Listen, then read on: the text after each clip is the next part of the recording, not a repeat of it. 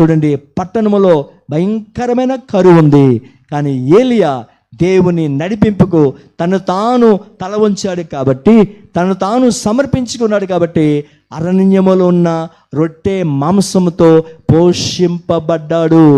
హల్లెలూయా.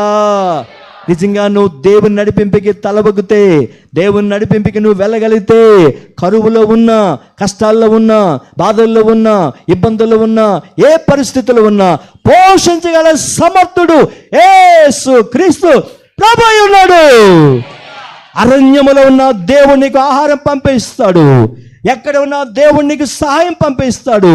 నువ్వు దేవుని నడిపింపుకు నిన్ను సిద్ధపరచుకుంటే, నువ్వు దేవుని నడిపింపుకు తల వదిలితే, నువ్వు దేవుని నడిపింపుకు నిన్ను సమర్పణ చేసుకుంటే, నువ్వెక్కడున్న దేవుడు నీకు లోటు అనేది రానివ్వడు. దేవుని నామానికి మహిమ కలుగునుగా.